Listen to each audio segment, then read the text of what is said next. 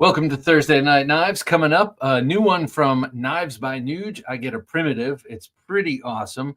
We're going to have Ben Oddi here. You might know him on this show as Benedict Oddi. He shows up a lot. He is the merch czar for Terzuola knives. He's going to be on here to do some giveaway stuff. And then we're going to talk about your emotional support knife. What's your most carried emotional support knife, and what does it do for you? I want to know this. We live in a fraught time, and we all need some emotional support. And for me, lately, it's been large, fixed blade knives in the bag, not on the person, but in the bag, that tend to be giving me the most emotional support. So I want to find out from you, Marco. Always the first one here. Marco, good to have you here, sir. Evening, Jim, Bob, and Junkies. Well, evening to you, sir. Carino1, how are you doing, sir? Greetings, Knife Junkies. My ESK is the USN Mark I. PAL. So this is the one. Is this the one that looks a little bit smaller than a K-bar? Do tell. I don't know what the PAL means at all, actually. Given to me by my dad's buddy when I was 11. How cool. In the early 80s. It sounds like we're about the same age. I have a lot of history with that knife. Feel my dad is with me when carrying. Oh, that's awesome. Yeah, I have a similar vibe from a couple of knives my grandpa gave me. So I hear you, and that's cool. And tell me, is the Mark I the one that looks kind of like a K-bar but a little bit smaller? Ground Fog, nice to have you here, Ground Fog.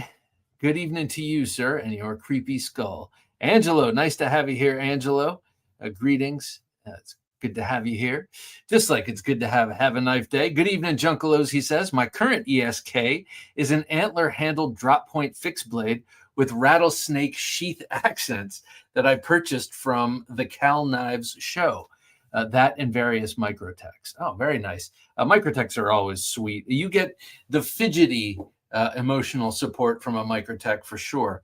But you get the real reassurance with the big fixed blade. Have a Knife Day says, recently received ProTech knives, PT KJ Malibu 02.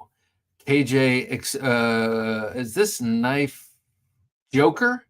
Knife Joker exclusive Malibu Flipper reverse Tonto Magnica DLC blade with M81 camo handles. It'll be going into rotation. That sounds awesome. Is this a Knife Joker exclusive? Is that's what I'm hearing? The Malibu is a beautiful knife, and I definitely prefer the reverse Tonto blade. OG Blade Reviews, nice to have you here, Dave. Evening, all yo junkalos or junkies. I don't know where that goes. Good to have you here, man.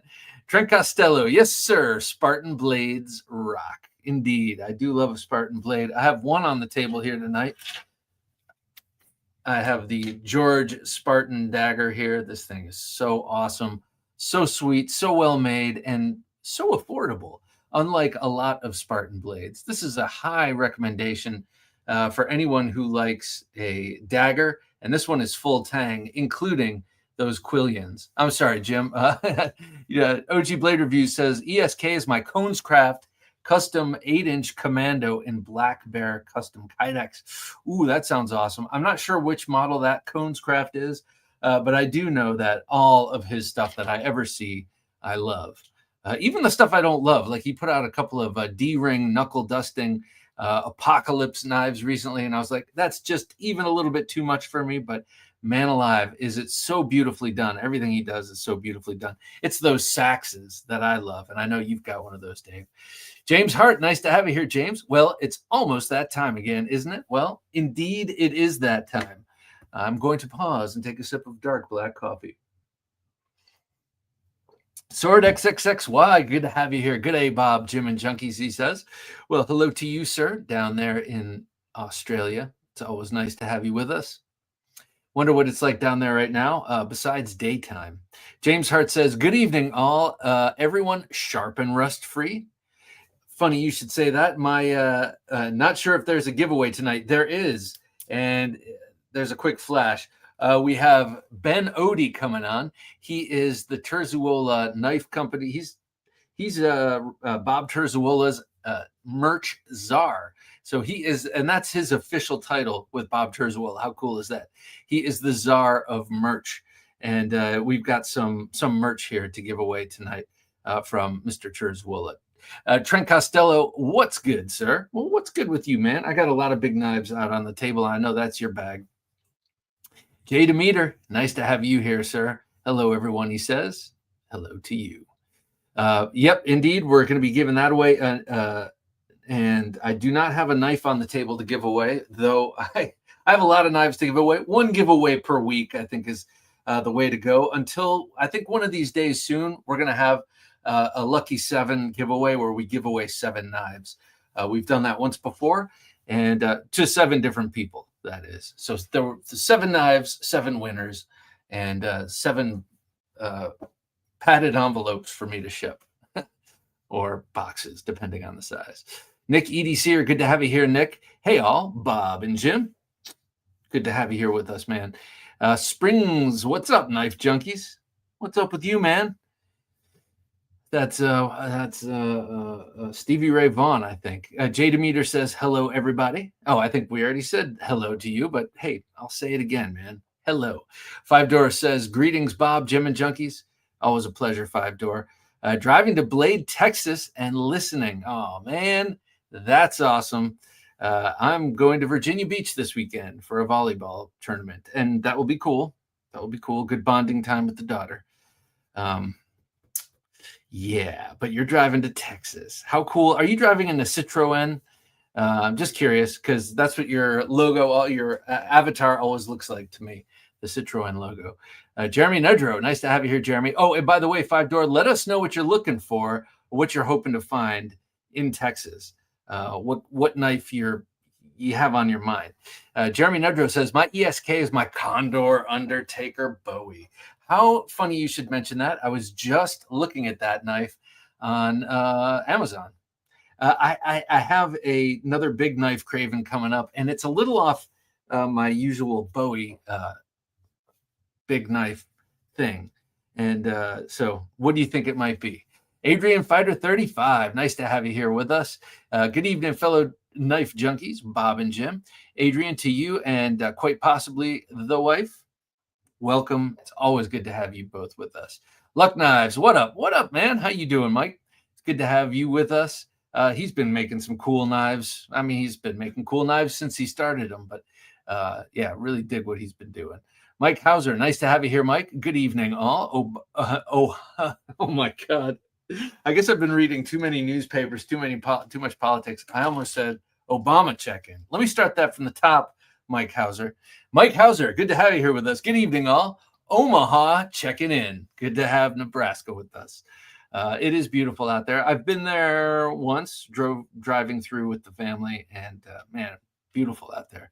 Northern Knives, nice to have you with us. We just had an awesome conversation, me and Mr. Mike, and a little bit of Dakota, and it was awesome. And so keep your eyes peeled for that interview in 2 weeks. He says, hey, Jim, Bob, and fellow junkies, what's good tonight?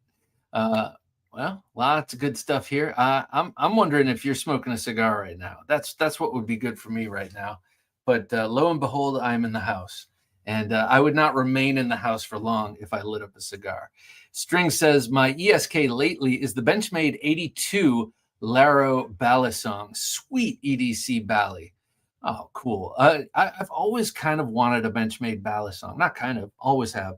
One of the old ones, I don't know what the numbers are, with the Weehawk blade. I always thought that was a cool looking blade. N. Conway, good to have you here, Mr. Conway, or, well, presumably Mr. Conway. Great to have you here. Hi, Bob and Jim. Bob, great conversation on the Bladeology podcast you did recently. Made my commute a little more pleasant. Thank you so much, sir. That was a really, really fun conversation. That's with Jeremiah of PVK, my gosh, PVK, the knife store, and also with Nick Chuprin and with Chuck Gadradis, and it was so much fun. And that was actually the second one we recorded. There was an issue with the first one, some sort of corrupt file, so we had to re-record, and it was great. Like second time was a charm. I think it was better. The first conversation was fun for me, but I found myself having a hard time not interviewing them. And I was like, that's not, you know, that's not what the show's about. They want to talk to me. They invited me on the show. And so I'm glad we got to record it again. What's up, guys? Says Michael Upchurch. Mr. Upchurch, it's a pleasure having you with us, sir. Ron Crow, hey there, fellow junkies. Well, hello to you, sir. I know we come from the same neck of the woods. Craig Vincent says, my ESK is any cold steel. Craig, I hear you, sir. I hear you. I'm going to put away this Spartan Blades and show you the cold steel I happen to have out on the mat as a little eye candy as we bring up the night here. And yeah, I've been, God, cold steel, I can't quit you, cold steel. I'm just constantly going for cold steels, and I feel like I got to get this other cold steel. It's been around for ages, always eyed it up, and never got it. I'm not talking about this one. This was another one like that. But the one I'm thinking of getting could be a nice big brother to my very first cold steel. Now y'all know what it is. Jacob Green, nice to have you here, Jacob. I found about $70 in spare change last week. Yes, spare change, no such thing. So I made the only logical choice and bought a new knife. Excellent choice, sir. The Cold Steel SR1 Light. That's a great knife. Now I'm crushing on Tontos. I love that knife. I don't have it here. That one has done a lot of duty in my backpack, and I just swapped it out. But I do have this. This is another cool, lightweight, sort of light or less expensive version of a more expensive cold steel knife. This, of course, is the Formax Scout in AUS 8, or no, AUS 10, I'm sorry. But this is a fraction of the cost of the Italian-made or the American-made Formax. And it's just as stout, sturdy, and cool. It's just that the materials are not, not as exotique and high performing, of course. Northern Knife says, my ESK is a Combat Troodon. Oof. I love the Combat Troodon. I've always wanted a double-edged dagger. Troodon, that's like a dinosaur, right? Makes me feel like a badass because I can close it with one hand and John Wick can't. That's funny. I think I know what you're talking about. Didn't Keanu Reeves have to use two thumbs? El Cap Addict, nice to have you here, El Cap. Hi, Bob, Jim, and junkies, everyone. Hello. I lost my most carried knife is the Spyderco Stretch 2XL. What a great knife! Big and light with more complicated fidget process needed due to its back lock and loud lockout. Does it for me? Yes. Yeah. I there is something very gratifying about lockbacks, especially Spyderco's. I mean, I love the old Triad lock, but Spyderco lockbacks made in Taiwan are like the tolerances are so tight. It is very gratifying. I thought I was going to pull one out. I was going to pull out my Uliza, and I think I left it in my drawer. But I'm with you. I can feel it. Spyderco XXXY says, it's about 1 p.m. here, and we are waiting for a cyclone to hit. Holy mackerel. So my ESK is the Ontario Bagwell Bowie. You're just saying that to make me jealous, man. Well, you're like, no, we got a freaking cyclone coming. I want my most prized Bowie with me. Well, anyway, I hope all is well with the cyclone. I don't know how serious that is. I think a cyclone in the southern hemisphere is a hurricane in the northern hemisphere. So, man, I hope you're doing well. I hope everyone around you is hunkered down and ready to brave that storm. Let's see. Chris _229. Good to have you here, Chris. Evening, everyone, he says. Well, evening to you, man.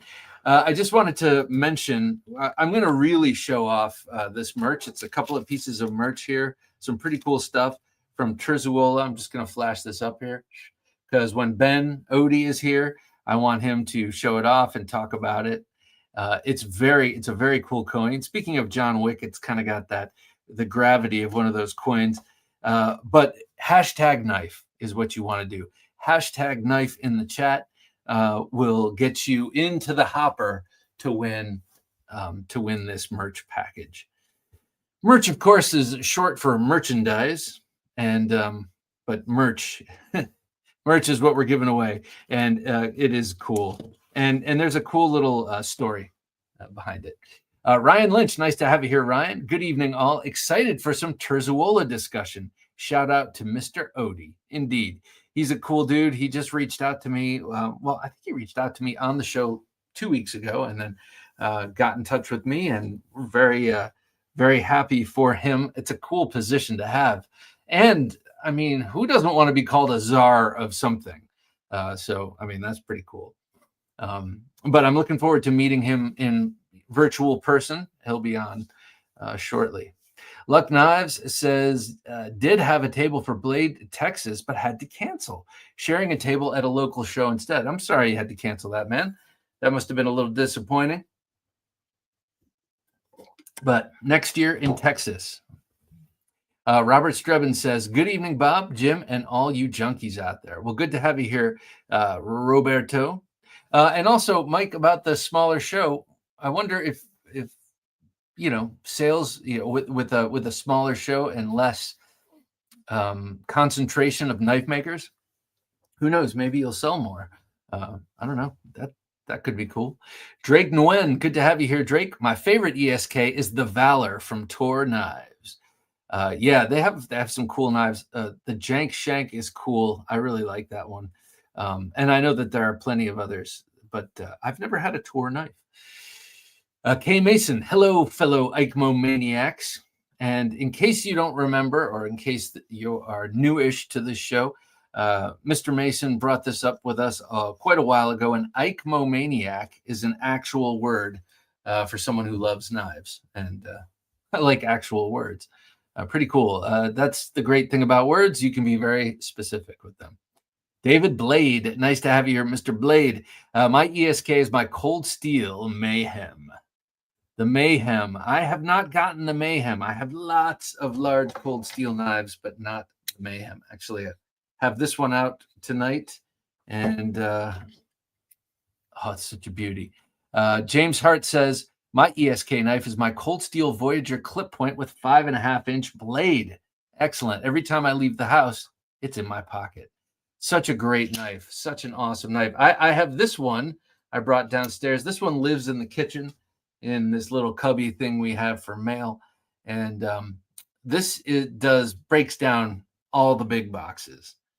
Little boxes, whatever, I'll either step on them or cut them up with whatever I have in my pocket. But for big, when we get a big thing, furniture or, any sort of big item with a giant box, this goes to town. JZ Blades, nice to have you here. Eva, Alabama. Beautiful state. I worked with a cameraman from Alabama. He's so cool. I miss him. Tommy, he had a great way about him. Adrian Fighter 35 says, my usual ESK is either my Cold Steel Espada XL, Trailmaster, or my serrated Vaquero. But this last week, it's been my Black Talon, new Black Talon. It is vicious, and it makes me feel all warm and fuzzy inside. I love that Black Talon. My one misgiving with the Black Talon is thrusting. You have to peck with it, but that's fine. If you're used to practicing snap cuts and stuff, you can use the tip of that for snap cuts, but no thrusting with that. Doggo Argentino EDC. Good to have you here, Doggo. I love your YouTube channel. I learn a lot. Oh, thank you for the kind words, man. I appreciate that. My ESK is my Spyderco Military in S110V. Okay, I have a Spyder Military and I love it, but I have been eyeing up the Military 2 ever since it came out, and I would really like to have one. JZ Blades, not a cigar, but I'm enjoying a nice pipe. That's actually what I smoke. My ESK currently is a Frost Red Worm Bone Little Copperhead. Ooh, that sounds nice. I love copperheads, and I'd love to have a pipe. It seems like lately the only time I smoke a pipe is when I'm walking the dog, but that's because it's been cold here and not so pleasant to sit outside. K Mason says, Wingard Wearables Quill, emotional support tool. In case anyone's wondering, oh wait, I don't have the quill up. My quill's upstairs. But here's a Wingard Wearables dick pic, and this thing's pretty awesome. Ryan Walker says, just stopped in to say hi, Bob. Ryan, good to have you here, man. My ESK here recently is both versions of the Council Tools 6-pound force entry axe. It's a wrecking beast. It must be you, Ryan. I've been trying to figure out for a couple of months now who's the one who recommended I get a Council Tool Hudson Bay pack axe for my little haversack, and it was you, and I love it. I bought it and gave it to myself in the name of my daughters for Christmas. You all know what I'm talking about. But I love that Council Tool Hudson Bay, and I've come to learn that I love the Hudson Bay axe pattern. Thanks to you, sir. The Steel Mindset. Nice to have you here, Steel Mindset. Bob, my emotional support knives are Phobos Cacula. Now, that's a company I need to get into, Phobos. The Work Tough Gear Nomad EDC, that's a beauty, and the Bushcrafter. I changed my channel, was JS Bladecraft. I just finished a blade talk with Scab. Yeah, with Joe Flowers, right? Oh man, I saw him. I saw Scab's advertising video for it, his short, this afternoon. That must have been awesome. Joe Flowers is a cool guy. I love what he designs, and the fact that Scab spent time in the Everglades with the other gentleman whose name escapes me that you interviewed. So cool. Love that. The Everglades seem mysterious and dangerous and fun all at once. OG Blade Review says, speaking of cold steel, I have the Carve folding sacks with Atlas lock on the way. I like the shape of that sacks. That's a pretty good looking knife.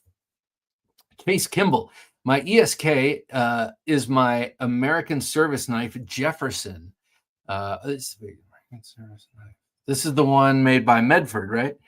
Great little multi-tool. Just got my Wingard Wearables dick pic in the mail today. Thing is nasty. It is nasty. And it's a great sheath. I put a little discreet carry clip on it.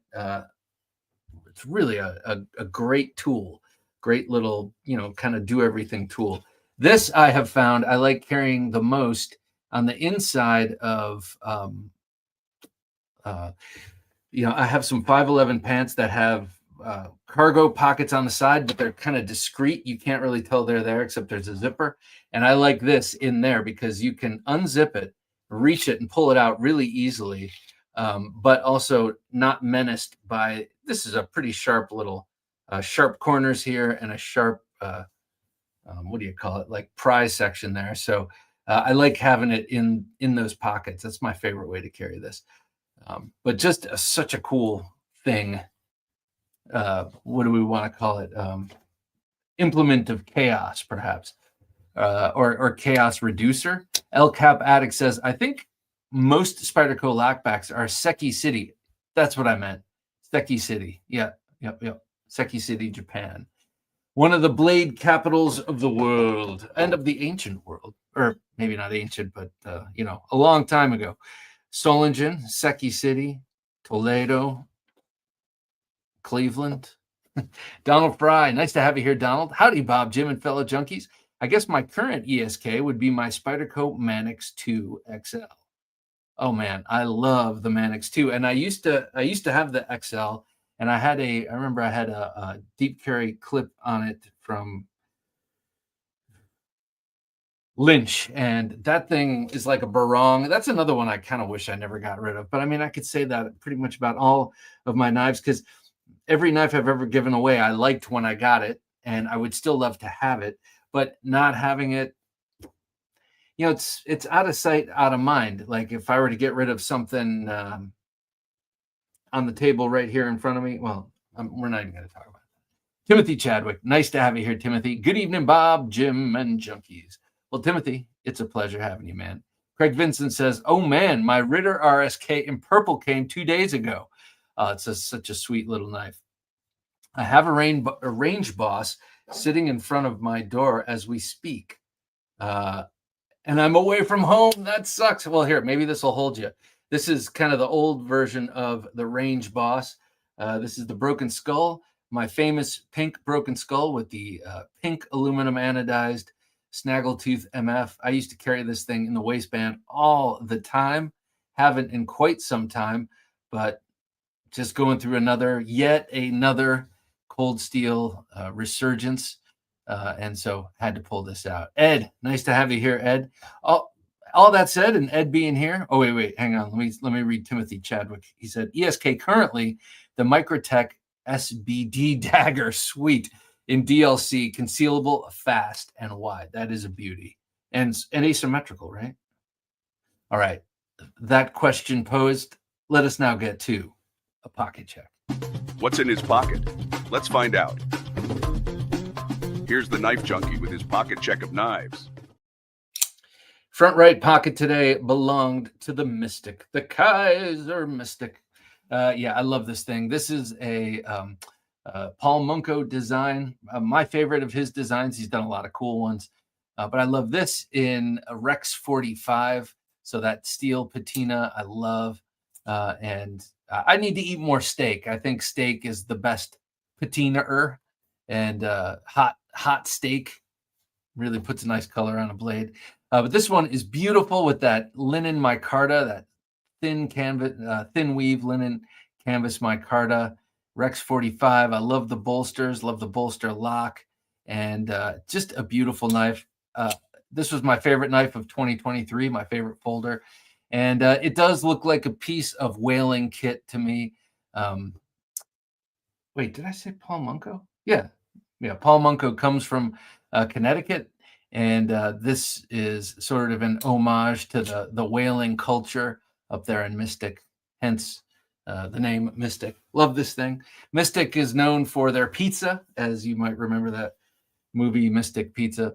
But that whole part of Connecticut, a lot of people came from the Amalfi Coast and settled there and made to build ships and stuff. And that's why there's so much good pizza up there. All right, next in my pocket, the brand new and so stupendous Jack Wolf Knives Diamondback Jack. This is going to be available next Friday. This was sent to me by Ben. And man, this one, okay, so let me just do this real quick. This is one of my absolute favorites of all time here. This is the Venom Jack, and it's in this coloration that just knocks my socks off. The dark tumbled blade, the dark tumbled titanium bolsters, and then that dark matter red carbon fiber is just so beautiful. I love this thing. I say all the time, it looks to me like a piece of old, like an artifact of some sort, piece of old kit. And the model that he chose to send me with this fine green linen micarta, it kind of strikes the same chord with me. To me, this looks like an old piece of military gear from like World War II era, with the dark, again, the gray tumbled bolsters, and then the olive drab fine weave canvas micarta. And I think micarta first kind of started showing up around that time, though not quite in knife handle applications yet. But and in this case, a tumbled blade. This is my first tumbled blade from Jack Wolf Knives.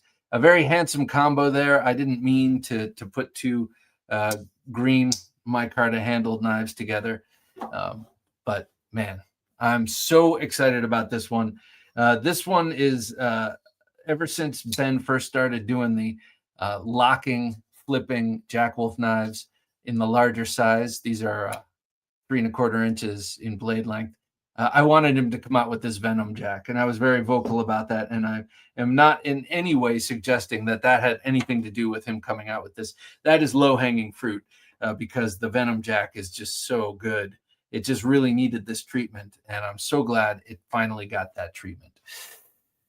Next on me, the 302 from Aaron Bieber Knives. I love this thing. You see this kind of somewhat frequently here. This is one of my most carried non-my design knives, fixed blades. I love this thing, and what an incredible wrap he does on the handle. Just beautiful. That's real ray skin under there and fits my hand like a glove. Is it a Wharncliffe? Yes. Is it a Sachs? Yes. Is it a clip point? Yes. What is it? I don't know, but it's so cool. The 302, a very hollow ground swedge, and then a nice thin flat grind. And it's with this on my belt, it just, you forget it's there. As a matter of fact, I forgot it was there, and I had a sweater on today at work, took it off, and was walking around for quite a long time with that thing just hanging out on my belt.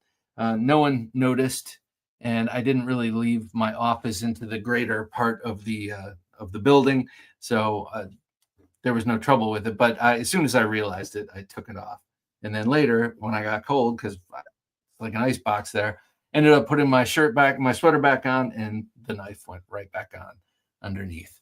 I do work in a place where, probably walking around with a sheath knife on your belt is probably frowned upon. So I had this with me and did not pull it out. This is my ESK for today, and has been kind of alternating with my Natchez Bowie lately. I just am so in love with this knife. This is one that I've wanted for at least 25 years. Finally pulled the trigger when I found one with the leather sheath on eBay. And this was just sitting in someone's basement for however 20 years, and received no action. You can tell it's pristine, as is the sheath, though the sheath smells like said basement.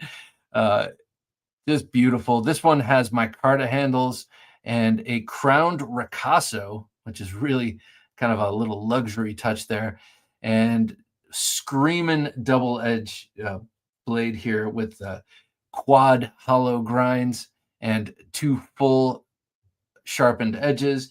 This is a 400 series stainless steel. They say 400 series. Not sure which one it is. I don't really care. It'll do the trick for what it's meant to do. You know, you don't need a Black Bear Classic in. Oh, did I put Big Bear Classic? I think this is the Black Bear Classic. I was kind of mess up the name of this, but you don't need that in 3V. You're not going to be batoning through any wood with that thing.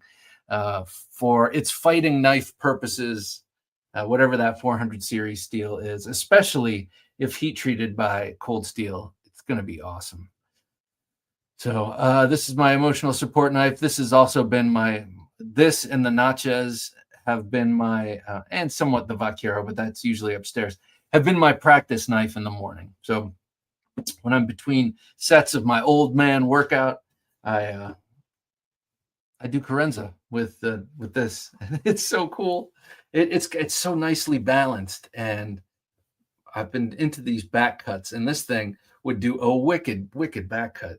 And you sort of get to pinch that sub hilt between your fingers, so you can get sort of a percussive snap cut while the rest of your hand is somewhat loose. And yeah, you can do that with all sorts of handles, especially if they pinch a little bit or get a little bit thinner up by the guard. But that sub hilt, I've always loved it. Of course, first it was how cool it looks, but I really love the function of it. So beautiful. And then it swells out at the pommel. This is just a great knife. All right. They still make these, but now they come in the Securex sheath, which seems a little weird with the bright polish and the Securex sheath, but I got over it with the Natchez. I'm sure I'd get over it with this, though leather is always preferable to me. So I'm going to slide this back in here. Don't forget, Ben Oddi is going to be joining us. And oh my goodness gracious, there he is. Hey man, nice to have you. Thank you. How you doing? I'm doing great. It's good to meet you in person. Yeah, absolutely. Thanks for having me on and giving us a chance to give you away something to your viewers here. Oh yeah, man. It's a pleasure. I'm going to put these knives away so I don't totally cut myself, and I'll put the merchandise out on the table. I'd love for you to tell us how you got this position of merch czar for the great and powerful Bob Terzuola. Yeah. I had some contact like with them prior where I bought a knife from Sue's like through their website, but they had an open call out for looking for somebody to handle some merchandising and some fulfillment. And I was like, yeah, that sounds cool. So we talked over a couple months, and then kind of just turned into the merch czar. So That's so cool. And the Yeah. name czar, the title is pretty impressive.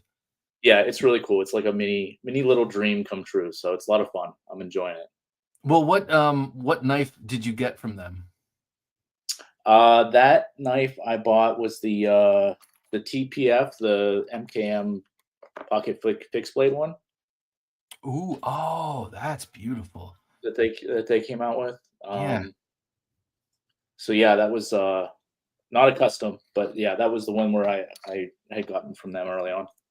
Is that double-edged? No, it's not, but it's not quite tapered enough where you could make it double edged, but maybe if But you're pretty steep, you could probably it's do it. it's a great thruster, no doubt. Yeah, it's nicely balanced. I like it a lot. Stays in my jacket pretty much all the time.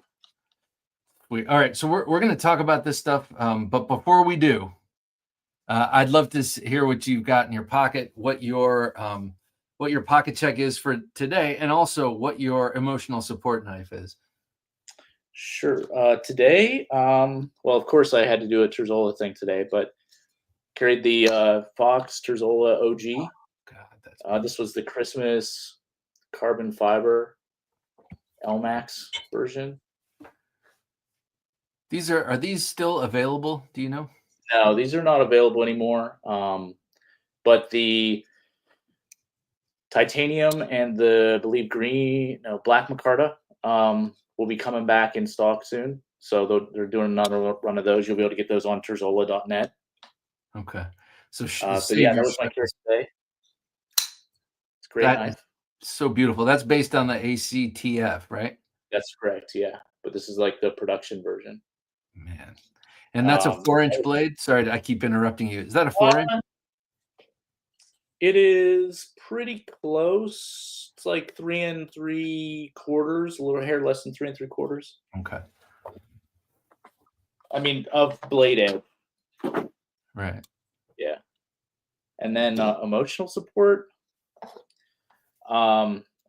Deviating. This is probably unconventional, but the Bastinelli Box Gecko. This is like, I don't know. Just carrying it makes me feel good. It's like how it carries. How it handles. The balance is great. So that's probably, I end up grabbing that one quite a bit. So I've always wondered about that knife in particular. The front portion of the thumb ramp. Can you wave that out of your pocket on that? The front portion. Oh, yeah. On certain pants, you can. Yeah, I mean, it's certainly like it's enough to hook off of. Okay. But you can see it like it ramps up, but it doesn't quite hook out a whole lot. Yeah. So yeah, on certain pants you can. Beautiful. I love that. Very classy choices here. I got to say, man, it's very cool to meet you in person. If people don't know Ben, I'm sure you've seen him in the comments, but it's really cool to meet someone that I've jabbered at in the comments in person. Yeah, absolutely. Yeah, it's great to be here. All right, so let's talk about this. I would say that the star of the giveaway here is this. Yep. Beautiful and very like a heavy piece. This is different from this to me is different than a challenge coin. I've got millions of challenge coins. This has a different vibe to it. Let's talk about this. Yeah, so what we wanted to do with this is we wanted to make, I mean, this is really, to my knowledge, their first coin, right? Like collector style coin. So we wanted to make something that was substantial, obviously made in America, of something like heirloom quality, Yeah. So we went with a very thick naval brass. It's machined, and I gotta say, like, Brian over at Hog Doggins really did a fantastic job, like with the machining and the laser etching, and the level of detail, especially if you look on the back side of the dragon. Yeah, it's just very tight detail. Hold it up so as close as I can. One of the other things we were really looking for somebody that could handle was the edge lettering. Bob really wanted his motto to be on the edge of the coin because he's a coin collector too. So we were able to, find with Bryant over at Hog Dog and do that. He built us a custom jig so he could do that. It's a very cool jig. I hope he shares it at some point. He machined it out of Altum. It's a very nice, Oh, no way. yeah, it's a very cool setup. But yeah, so he really did a great job with producing the design that we had. So so it's very thick. It's like 5 mil thick, naval brass. It's 40 millimeter wide. Forced patina, all made in the USA. They'll be available on Terzuola Net for pre-order for another probably 4 or 5 days before we close it down, before we hit our production window. It's And got then a they'll go really into good weight. production. We'll be able to fulfill those orders. Yeah, and then this won't be produced again like this. So this is really like a limited run. There'll probably be a V2 in a different material, different design. It's got a really nice weight. Yeah, To me, sturdy. yeah, it feels like a big solid. Well, like I mentioned before, it kind of feels like those John Wick coins look. We've all seen John Wick Yeah. probably, but those gold coins. Well, this has that sort of thick, substantial feel. Tell us what this Latin is. I know it's his motto. What does it mean? Yeah. So Bob's shortened motto is the Nunquam Secundum, and that means second to none. But the full motto is around the edge, which is Tertius Sum Nunquam Secundum, and that means third I may be, I'm second to none. So, and I'm told that Terzola means third in some aspect. I don't know if that means like translates exactly as third, but that's where that motto comes from. So Oh, third so I it's may like, be, second to none. yeah, it might be my name, but yeah. Oh, that's cool. By Yeah. the way, anyone who's curious, this is mine. Yours I have not touched. I know some people, really don't like their coins exposed. It will come in a little Ziploc bag, and you can do what thou wilt. But this is one. I'm not a guy who carries around collector coins, but this is one that would be really nice to drop in the pocket. Though I would not want it to get all scratched up, but just the way it Right. feels, it just feels so good. Yeah. As a matter of fact, I shouldn't bang it against my ring either. Yeah, we're really proud of it. So I'm glad that they'll be out here in the world soon. So hashtag knife, that is our usual hashtag that we put in the down in the comments. So just put hashtag knife, and everyone here who puts hashtag knife in the comments will be entered not only to win this beautiful naval brass ultra detailed coin, but also a couple of really cool stickers, and then this beautiful patch here. This is his dragon logo, and with the Italian flag. Presumably, that's why those colors are there. Yeah, right? Italian? Yep. Yeah, okay. Yes. Because I know he spent a good deal of time in Guatemala. I wasn't sure if he had any sort of allegiance there, but yeah, this whole package could be yours for the low cost of hashtag knife. And thank you so much, Ben, for bringing this to us. And thank the Terzuolas, of course, for us. Yeah, I will absolutely will. I think they might even be watching. So Oh, awesome. Well, tell me what your background is, and how you came to this. I know you told me how you came to their project, but what qualified you, I guess, is what I'm asking. so I have a background in the arts. I taught art and design for several years. A few years at the high school level, and then at the college level for about 7 or 8 years.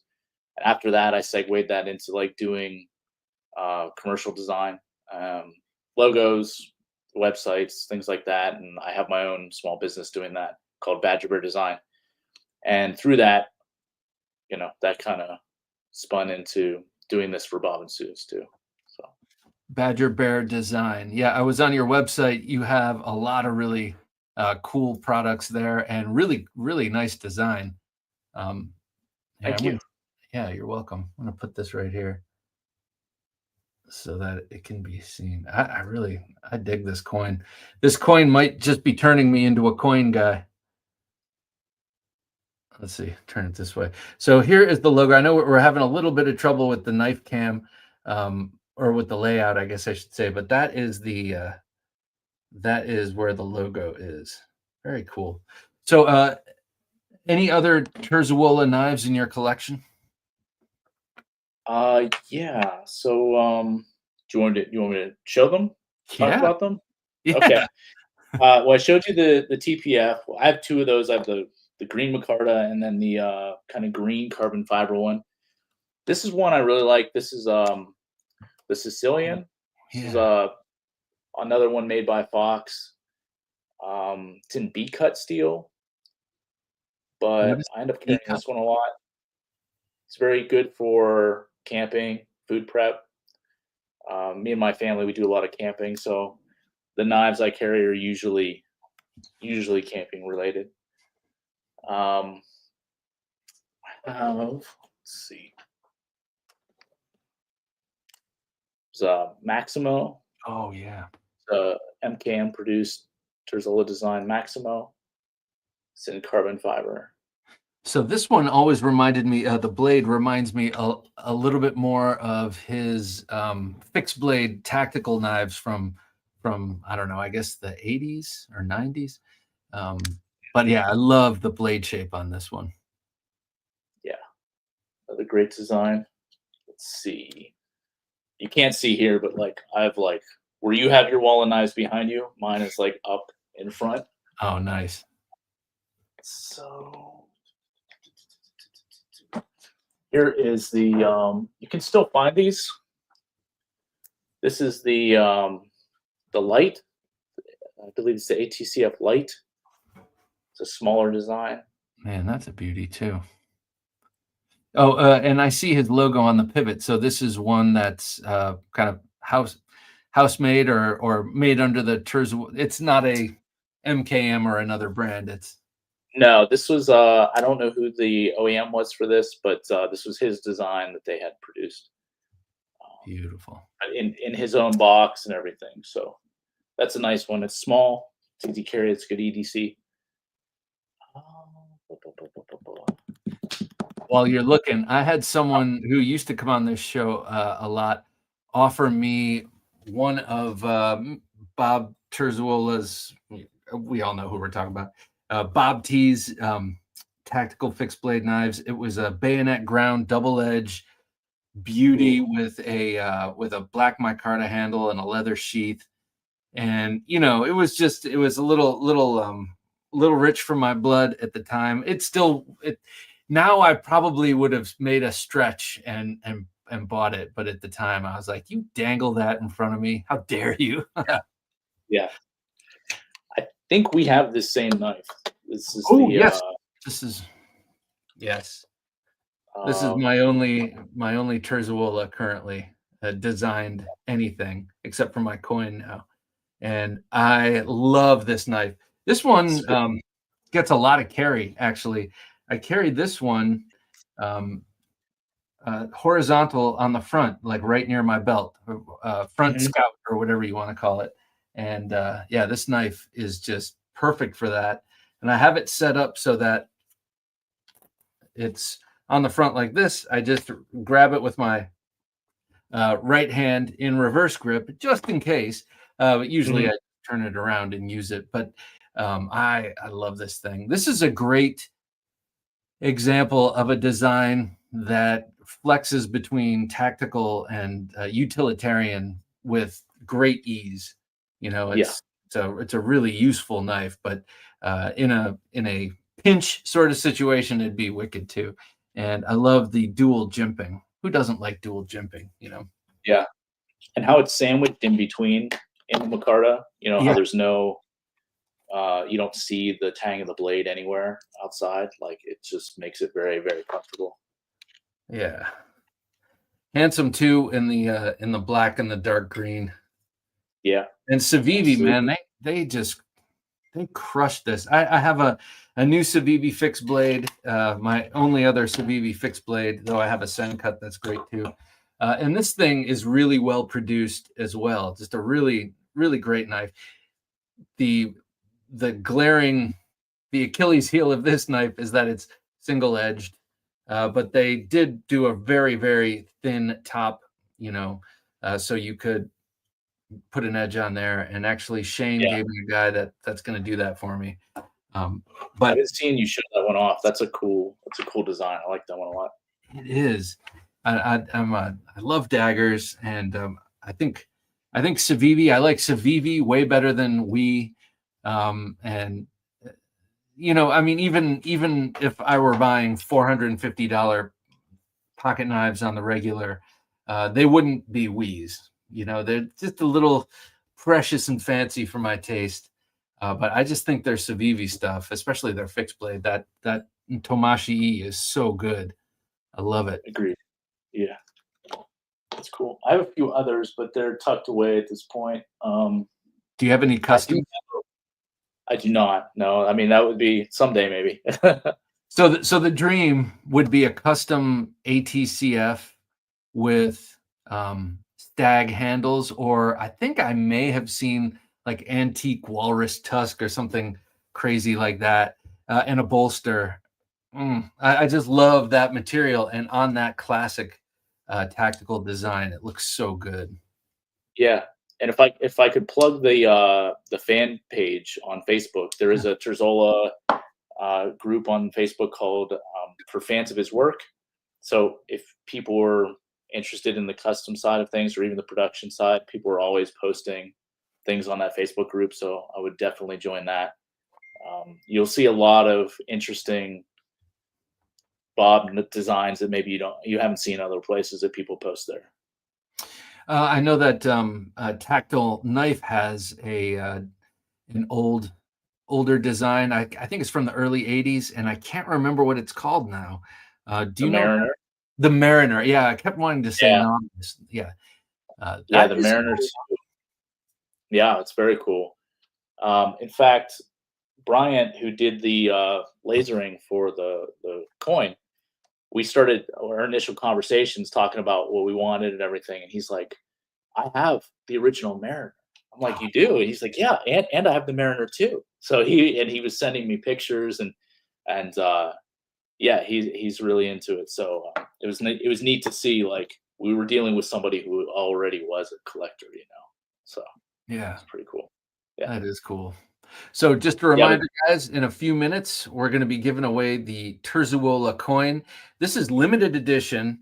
It's nautical brass or naval brass, 5 mil thick. It's a beautiful, beautiful coin. It feels so good in hand. It's so nice and heavy, but it's also got this outstanding, super detailed. Let's see if I can get this camera to pick it up. Super detailed dragon on the one side, and then the dragon logo and Terzuola, and Nunquam Secundum, which is part of his motto, and then the full motto around the outside. Third I may be, but I'm second to none. Very cool. And then also a patch. This one's going on my backpack. I have a little area for patching. And I have a couple of things there right now, but they're coming off, and this is going on my own person. Yeah. But rest assured, as I mentioned, the other package that you gave me to give away is untouched. Haven't touched any of it. It will just go in a new box and head your way. I am curious, is anyone in the chat, does anyone in the chat own a Terzuola knife? Be it designed, or I'm sure there are plenty with Terzuola designed knives, but anyone out there have a custom? Curious about that, because yeah, I'd like to get behind the wheel of one. Oh, which one is that? This was I believe they called it the Clap, which is like it's a Terzuola design made by MKM. That's another good one. The Clap? Yeah. I think it's supposed to mean stone, I think is the translation. I think. Oh, okay. Northern Knives, 5 millimeter coin. That girl is thick. Yes, it is, Mike. And man, it's got a nice way. You're holding it. But this would, like I said, this would be good this would feel good if you're. I see a lot of guys, EDC collector type guys, who carry around coins like this in their pocket. I don't know. I think it's like an emotional support coin in a way. You know, we carry around knives we don't need. This coin is something you pull out. Maybe it's like a worry stone in a way, and you get to look at it. And but this, I know where this is going. I have a thing, a setup of challenge coins, and this is gonna probably go there. I don't want this thing to get scratched up. That's my one thing. So I'm not going to be carrying it, I don't think. We are going to do a lighter weight of different design kind of challenge coin, which will be coming out more around Blade Show Atlanta. And that'll be like a lower price point. We'll offer some on the website. And I know Bob and Susan are planning on having some on them at Blade Show. So there will be that. Like if this is like your collector piece you don't want to carry around, you want a different one to carry around, we'll have that too in the future. Okay. Drew Blade said he never had the clap, but he loves the coin. OG Blade Review says my close to custom Terzuola design knife is the CKF Eagle Rock. That's right. I forgot you have an Eagle Rock, Dave. That is a beauty as well. And Custom Knife Factory just makes incredible stuff. Angry Tom's Hat Next Door. Nice to have you here, sir. Angry Tom says, good evening, everyone. Hope all is well. It's going great, Tom. Ed, Bob T, the godfather of the tactical folding knife. That's right. That's right. Godfather or father. You know, I know he's called the Godfather, but I mean, he's kind of, if not, he will do until the father gets here. Yeah, man. It is fantastic. No way. Okay, will do. Yeah. So that is coming up in a few minutes. And again, hashtag knife in the comments. Hashtag knife, even though it's not a knife, it's the coin. But that's our usual. That's how we're set up here for our giveaways. So there it is, right there. Terzuola merch. Thanks, Ben Oddi. This is Ben Oddi. If people are just tuning in, and he's been with us kind of all along, and reached out to me. Do you want to give away one of these coins? And hell yes was my answer. We got 54 entries, so it's you got a minute and a half to get your entry in, and your chances are good. So do it. Hashtag knife. Let's go. Benedict, is it like do you go by Ben? Because I go by Ben. Yeah. Okay. And so it's like, I mean, to call me Robert. It's like, yes, Dad. Yeah. I mean, yeah, Benedict, Ben, either one's fine. If I know you, I go by Ben. Okay. All right, cool. Level on up. Good to have you here. Pete Davidson says, can an argument be made for Bo Randall or John Eck for the godfathers of tactical knives?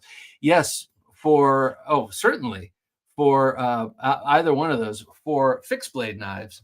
But I think Bob Terzuola is pretty much known for the guy who first created the folding tactical folder. And yeah, I would definitely say, though, John Eck and Bo Randall, definitely, you know, individuals as opposed to companies. Todd Carr says, love listening to Bob Terzuola talk knife making. He's such a greasy storyteller as well. Greasy.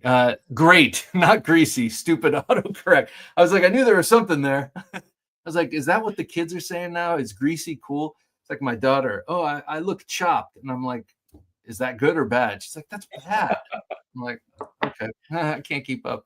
Greasy almost sounds awesomer, says level on up. Yes, the greasy. I don't know if everybody knows, but Bob did a series on knife making, not only the book itself, but they did a video series this past couple years, and start to finish, and they show how to do it. And I think it was off the ATCF was the model, the platforms they used to show that. So if people are interested and they want to know, like, that series is still available. The book is available. It's a good read. I think you should definitely check it out. And by the way, he makes them all by hand. So everything is hand Absolutely. tuned, and they're perfect knives. But everything is handmade, everything is hand tuned, everything is hand assembled and hand fit and finished. And so, I mean, if you really want to know how to actually really build the knife, and then I believe they also did a sort of members situation too for more advanced knife makers, where Right. they can get even kind of deeper in the weeds with some of the tips and tricks. Right. They actually got like individual time with Bob on some Zoom calls to like troubleshoot things and ask questions like, how do I do this? What about lockup that? So That's so cool. I don't know if that part is still happening anymore. I think that part might be done, but the video series itself and the book, which there's a whole pile behind me here.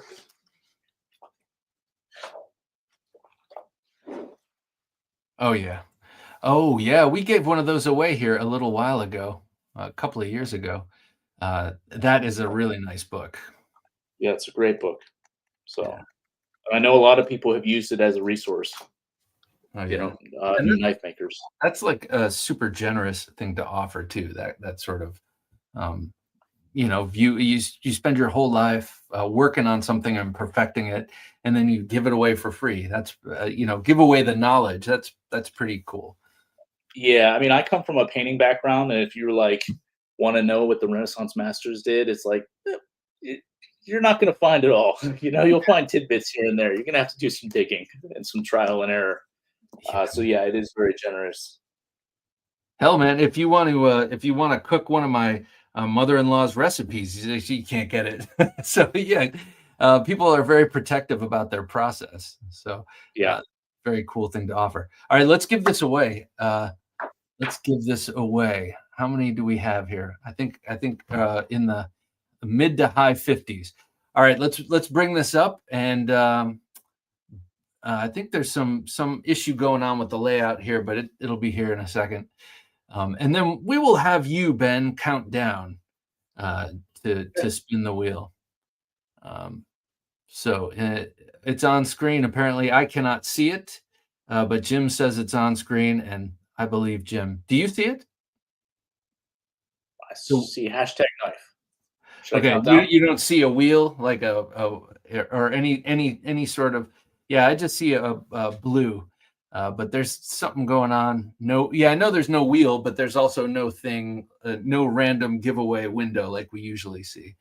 But if you've got it on your end, Jim, go ahead and count down, and he'll spin it. Oh, there we go. 3, 2, 1. I like the enthusiasm you put in that. There you go. All right, Clark Henry, you are the winner, sir. Let me just show you real quickly what you won again, Clark. Congratulations, sir. So you're getting the coin, the beautiful Terzuola coin in 5mm thick naval brass and super detailed engraving, engraving. The patch, the second to none patch with the Terzuola logo and the Italian flag colors, and then several other stickers. This one I have on my, well, actually, I have these two on, is it this one? No, one of my, I have this Terzuola on this, and that Terzuola on this mug, and then the knife on the other one. All right, you don't need to know about that. I just love the Terzuola stickers. They're all beautiful, and I have a bunch of them. But the coin is now yours, Clark Henry. So congratulations, sir. All right. You know what? We need to get a little like applause sound effect. I might be able to get one at work, Jim. We can pop it up there.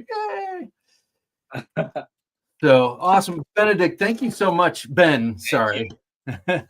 Yeah, either one's fine. Yeah, Yeah, thanks I for know. having us, you and Jim. I really appreciate it. Maybe we can do something again in the future. Oh, I'd love it. I'd love it. And thanks for popping on. And I'd love to see you again. Just go to theknifejunkie.com/join. That's how you come onto the show. So check it out. James Hart says, "Oh damn, missed by one." That always happens. It stops and it clicks over to the next. All right, Ben. Thank you so much, sir. Thank you. All See right, ya. you got it. Talk to you soon. Bye. There he goes, ladies and gentlemen. Ben Oddi, the merchant, the merch czar for Terzuola knives. Bob Terzuola and his lovely wife, Suze, are always working hard. They do so much cool stuff for the community and just in knife making and making Bob T's work kind of available to everyone. We can't all get a custom Terzuola, but thankfully he does all these designs that are being made by other manufacturers and offering those, and it's awesome. And the only one I have is the awesome Civivi Tomashi E. So thanks again to Bob and Suze, and of course to Ben Oddi for coming on and giving that away to you guys, and also giving one to me. That will be in my prized possession case. All right. So I'm just looking at what Jim's putting up. Yep, that's right. You can go to TheKnifeJunkie.com/Patreon if you want to help support the show. All right. Speaking of designs, I'm just going to pop these out here as we move along, and I want to show you these two. Speaking of knives, which we do here a lot. These are the prototypes. If you missed it, these are the prototypes I'm working with TKL knives on, and I'm really excited about these. Name still forthcoming. I think we have a couple of working names, but I'm not going to use them because I don't want anyone to get used to them. But two different sizes of double-edged fighter based loosely on the Turkish yatagan, but produced in modern materials and not recurved, because I know a lot of people are intimidated by sharpening recurves, don't like to sharpen recurves, but you get a similar sort of cutting and shearing effect with the angle of the blade to the handle. So that's where that comes from. And then, of course, double-edged, because all of the serious high-speed, low-drag guys out there need their double-edged knives, or at least knife junkies anyway. I love a double-edged knife, and this right here, I'm so excited. This is a 3D resin print. What a great way to prototype a knife without prototyping the knife, without making it in steel. And you can kind of work out some of the ergonomics. And I'm trying to come up with notes for Tim, and they both feel really good in hand. I guess this one locks in a little bit better because it's a little smaller, and I have medium-sized hands. But in a saber grip, this thing feels incredible to me. Really awesome jimping, and great to practice with. I've been actually practicing with this in the morning too, just a little bit, because I just like it. I designed it. I like it, and he's gonna, of course, perfect it because Tim is a magician with knife making and knife production, and really, really psyched about that. So I figured I'd pull that out and show it off before I get to this next one. This is one that I just got this past week, and I'm really happy about this. Pete Davidson. Another great read is The Tactical Knife by J. Morgan Ayers. There is a great chapter on the use and philosophy of 10-inch kitchen knife in a tactical role. How cool. There is also a chapter about the Gambler. The Gambler being the Bill Bagwell knife, I believe. And you know who talks about the 10-inch chef's knife a bit is Brian Canada, Calice Americano. He was a recent guest on this show, and he talks about how the 10-inch chef's knife is like not that far from a Bowie in a lot of ways. So something we all have in our kitchens, but is available at a moment's notice and can be used in much the same way. Even with a back cut, though a lot of chef's knives have that drop. James Hart says, well, I guess I will go to work on the edge of my new tactical wakizashi. Ooh, yes. Yes, indeed. That sounds cool, man. I love wakizashis, and make it tactical and sharp. So Todd Carr, do you carry it appendix style? Which one? These? I wouldn't personally. They're too big for me. appendix unless it's really at a steep angle. The largest, I've been carrying a lot front scout like this on the waistband.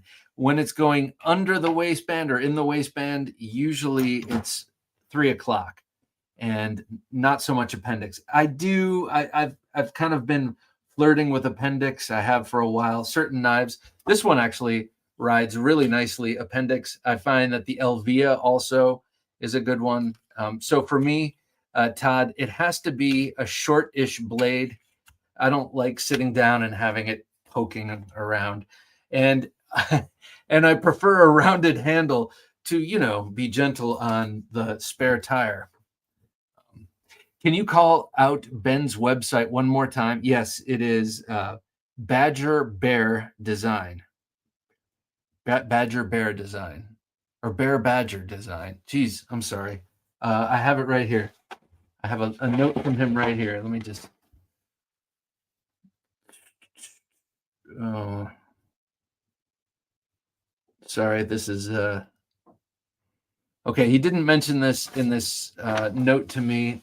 Look, Bear Badger or Badger Bear. I'm sorry, Ben, and I'm sorry, Mike. Doug Bowl, good to have you here, sir. Hi, Bob. Sorry, I'm late. Hey, you never have to say sorry. My wife is half Bolivian. We're late to everything. Don't worry about it. And that's not me casting aspersions. I love Bolivians, or at least all the ones I know. But lateness isn't necessarily something that's too foreign to them. I like your tattoo, your Mata Leon tattoo, Stephen Clayton. Good to have you here with us. Looking forward to your new TKL collab. Thank you, Stephen. If anyone in the world is, it's definitely you, because you have every other TKL knife, because he's awesome. Stephen, did you see the recent, I can't remember what the name of that Bowie is that he does, but the ones with all the cool engraving and the red, white, and blue handles? I'm trying to get my hands on one, and they are so cool.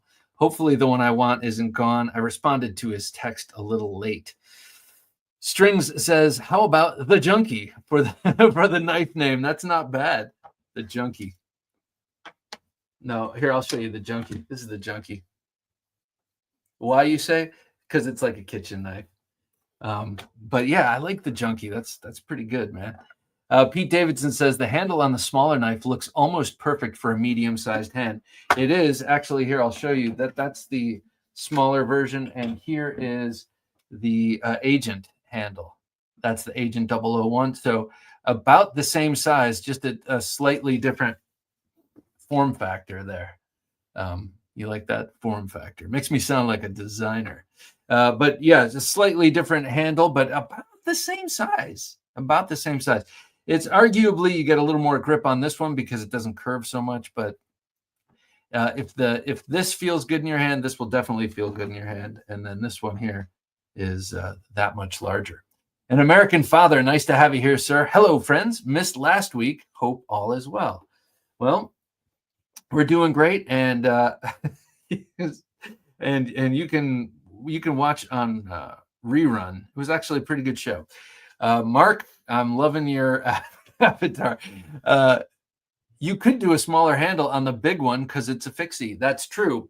And he being Tim Kell, did an even smaller version of the whole thing, but scaled down the handle with an even ratio. And the handle was too small, so he's going to rework the handle, but it was with a 3.5-inch blade, I believe. And that looked really cool too. So I think he's really thinking of doing this one in a number of different sizes. James Hart, I've gone sword crazy. No one needs a sword, but they are just so civilized. I highly disagree with you, or I would just say reconsider that thought. I say every house needs at least one sword. This one has plenty more than that, but I think every house, whether you know how to use it or not, needs one sword. This was the sword of my house growing up. This cool Filipino talibang was my dad's sword. And I don't know, he got that when he was in college or something. He got it at a flea market or something, similar to how I got some of my Filipino swords. And I just always loved it. And believe it or not, knowing that there was a pistol in the house and knowing that there was a sword in the house made me feel secure as a child. So I say every house needs a sword, at least one. Todd Carr says, Bob was talking about the Terzuola knife from Civivi. Oh, for carrying appendix style. I have. And besides a short blade and a curved handle, oddly enough, a straight blade works really well too. The Pocket Rocket by Auxiliary Manufacturing is totally straight and is awesome for appendix. This one I tried a little too long and a little bit too wide on the sheath, so I carry this one front scout, so horizontal next to my belt buckle, and it's my belt buckle that kind of stops it from sliding when I draw it. So not oddly enough, but I would think that this one is big for that style of carry, but it's really thin and discreet, and it doesn't print. It's a great knife to carry that way.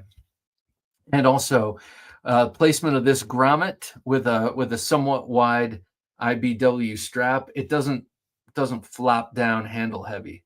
It just kind of sits and obeys and is right there and ready.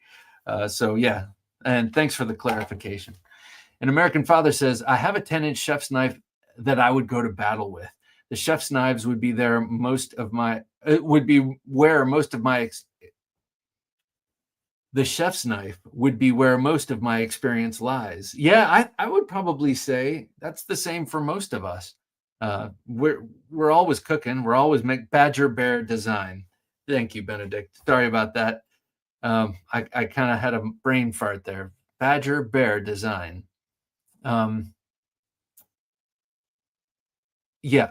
Chef's knives. We all cook.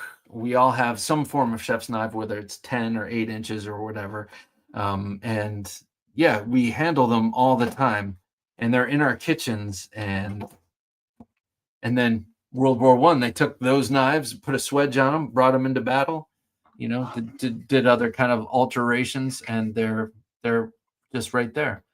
That curved flip point saber looking kind of a chef's knife or a butcher knife. Also, I always thought that looked like a swashbuckling sword or saber.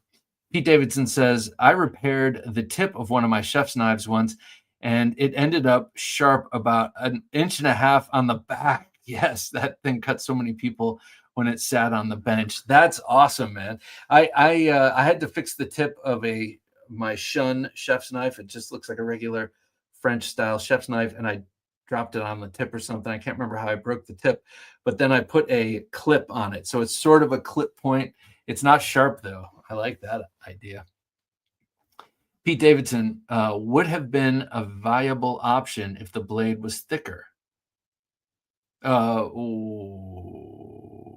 Which one? Probably the chef's knife. I think I repaired. Oh, that. Okay. Okay. Gotcha. Thank you, Jim. Appreciate that. Chase Kimball, nice to have you here, Chase. Moving my family from Utah to Northern Virginia in the coming months to be close to my wife's family. That's why I'm here. Side note, she is also half Bolivian. That's funny. Any local shops or makers that I could check out when I get here?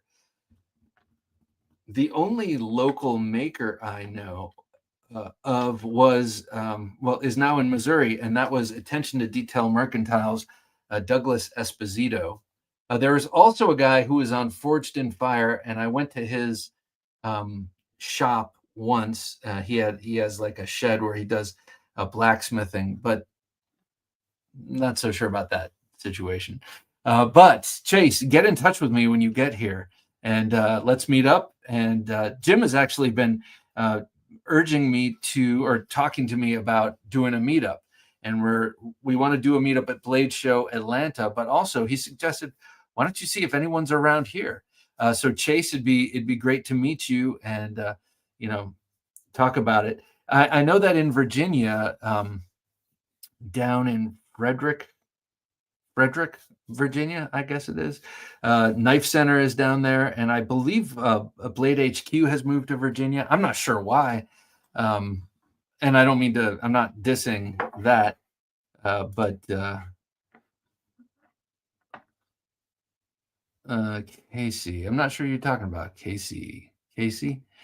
Guy in Virginia. All right, I'm going to think about that. Jim is communicating to me. He remembers.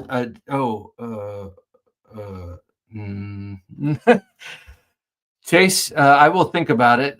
Now Jim's trying to jog my memory about something, but I don't remember. Not local, but someone in the state.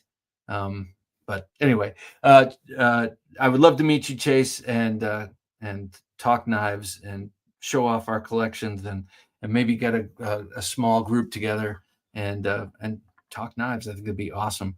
And shop visits, if I think of anything, I'll mention it here next week.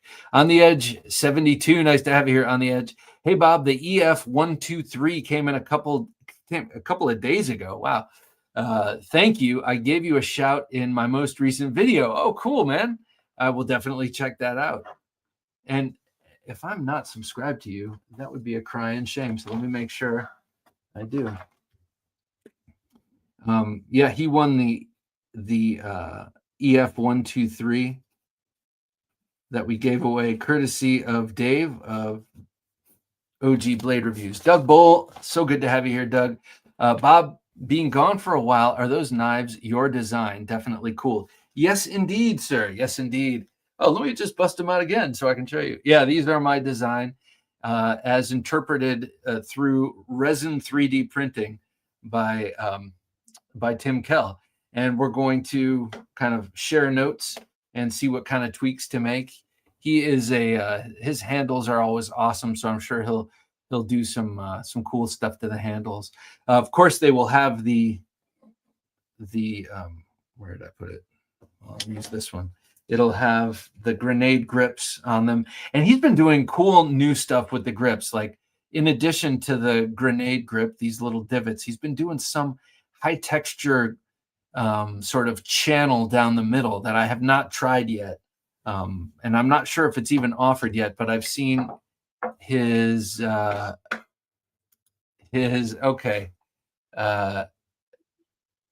KC, that's right. KC Spyrion of Tempest Knives and Knives Fast. I'm having all sorts of trouble. Casey Spyrion, Chase Casey Spyrion of Tempest Knives. He is in Virginia. I believe he's in Southern Virginia, but in Virginia nonetheless. And he designs Tempest knives. He doesn't make them here. They're made by overseas manufacturers, but he's also in the state of Virginia, which, by the way, is an absolutely beautiful state. It really is. Watch out for Roger whenever driving to the CIA. Roger, is that the guy that shot up? Wait, who's Roger?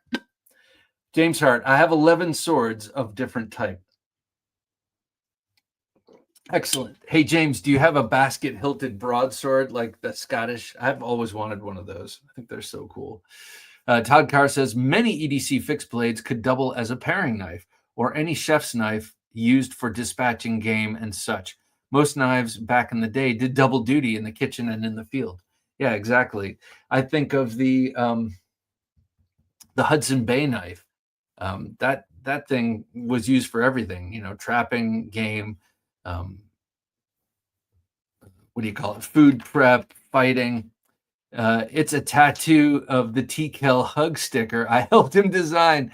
Is that the T? Oh, that looks like him. Oh yeah, and you can see the name TKL, the TKL hug. Love it. Benedict Oddi, thanks, Bob and Jim. So much fun. Enjoy the coin, Clark, he says. Thank you, Ben. It was great having you. And like I said, great meeting you.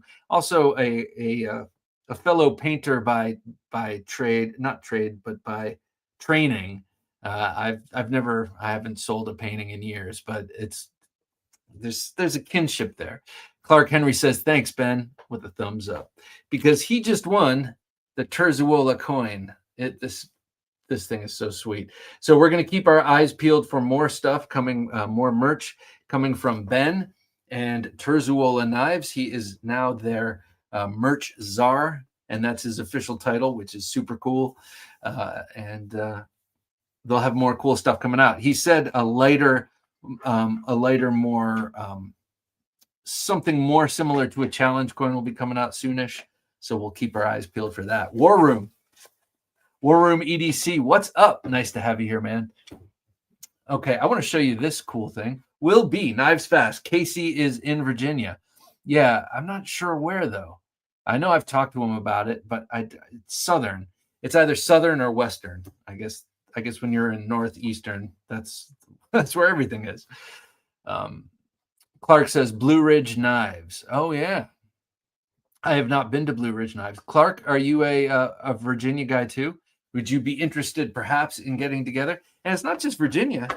We will take Marylanders, even though it's hard for me to say that because the way you guys drive. But yeah, we will take Marylanders. An American Father, I could make the drive to Northern Virginia if that came to fruition. All right, very, very cool. That's good to know. So I'm thinking now four-ish. And it would be cool to have Casey. He's such a great dude. I don't know if any of you watch Knives Fast or know him, but he's a top-notch guy and a great family man. Craig, and he's a cameraman too, or I think he might be a producer too. But we've got similar lines of work. Craig Vincent says a bunch of EDC companies are making chef's knives. I have chef knives from Ontario, Cold Steel, Vosteed, Kaiser, and Tucson.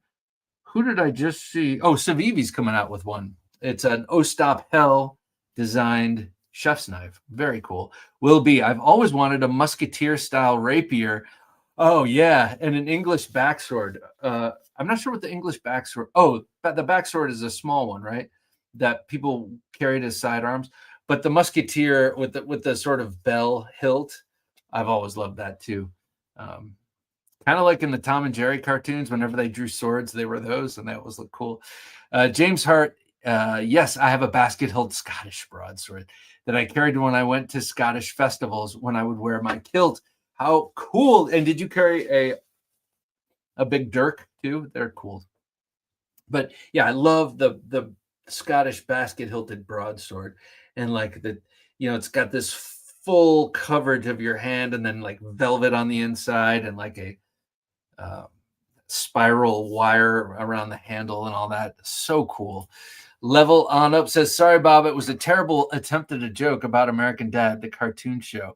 Oh, Roger is the alien. All right. Sorry, that's yeah, it would have taken me forever to figure out that. I've only seen that show a couple of times. Oh, that's funny. Watch out for Roger. Got you. Seth Lang, good to have you here, Seth. Greetings, Bob, Jim, and all you fine people. Late to the party. Heard something about pirates. As a child, piracy seemed cool, especially their swords and knives. Which current knives seem piratey? We were talking about swords, and I was mentioning how that sort of traditional sort of clip point butcher's knife, the curved one, always reminded me of a cutlass. But this one here is kind of piratey. This is a 1917 Kluang, I believe. It's a Dutch production of the last American sword to be issued to the U.S. Navy. So this was a U.S. Navy sword, but it was Dutch made, I believe. I have a dirk and a sock knife, he says. Oh, yeah. Hey, Clark.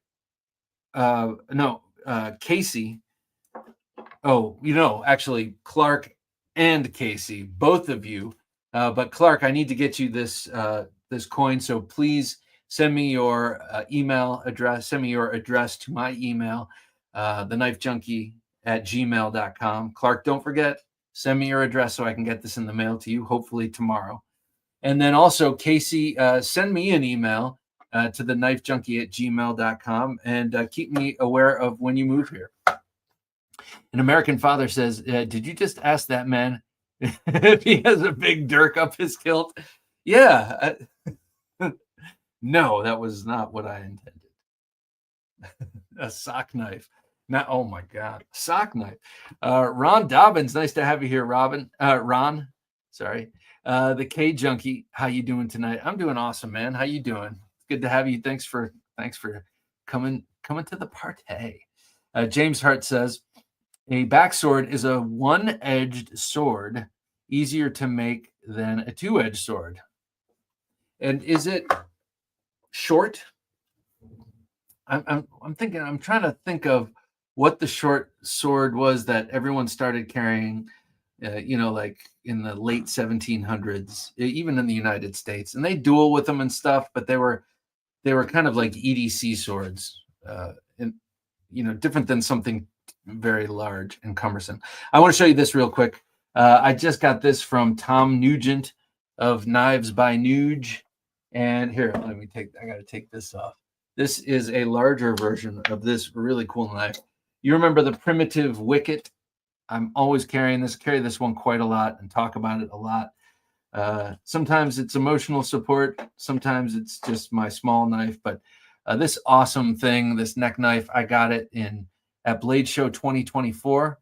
When I met Tom, I had interviewed him in the past year and met him and bought this from his table. And I love this knife.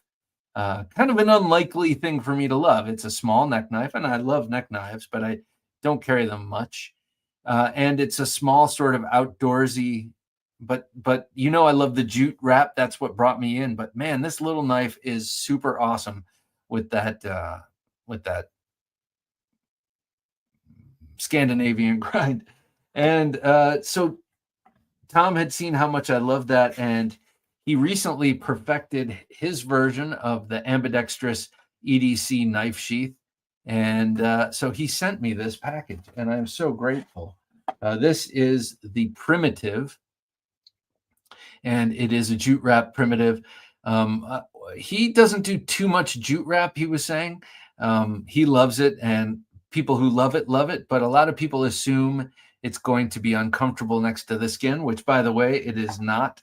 I actually, carry this all summer long under my t-shirt without any t-shirt, between me and the skin, or between this and my skin. It's very comfortable, and it does not come off. It's obviously it's epoxied on there, and it just gives a great grip, especially on a handle this broad, north to the south here. So it remains nice and thin, but it's flat and wide enough a handle that with that jute on there, it's comfortable. It gives you great grip. I just love it. I love it. This is ADCRV2. It's very sharp. It's a great Scandi grind. I've been working on a spoon like a big dork, but it's not. It's over there, and I was using this one last night. I was on a phone call for about an hour and quietly carving while talking, and I was catching up with my cousin, and I don't know why I said it that way, but my cousin, he's an awesome dude, and I was catching up with him. And sometimes when you're on the phone, I find when I'm on the phone, I got to be doing something with my hands, and I was using this to whittle, and it is so good. I also, in my video for it, which I believe drops tomorrow, I actually light a fire with that 90-degree spine with some, I just did it right here, not on here, but on a little tin that I put there, and I scraped off some fat wood and just threw sparks with this incredible sharp 90-degree spine and a ferro rod. So I love this thing, and it rides so nicely in the sheath. I'm going to come over here. It rides nicely in the sheath, and it's got the soft bit of Velcro on this side, so it doesn't rattle around. Goes in nice and easy. This is how much sticks out of your pocket, about that much.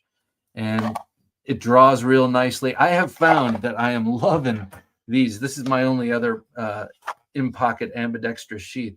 This is the Armis Knife and Tool VSK.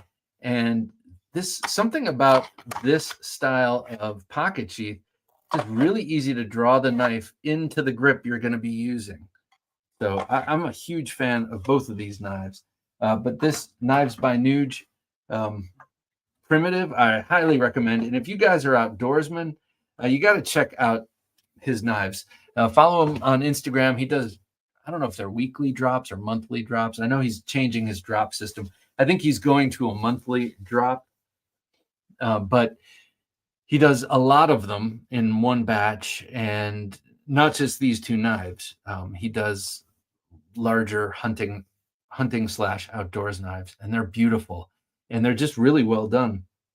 He himself is a former sheriff's deputy from the great state of New Jersey, and he quit that at some point, started making knives, and he's just an outdoorsman. He goes camping and outdoor adventuring, and yes, there's plenty of that to be had in New Jersey. It's not all just Trenton and Newark, and some people just think that's what New Jersey is. But check out Knives by Nuge and smash that thumbs up, says Ron Dobbins. And Ron, I concur wholeheartedly, sir.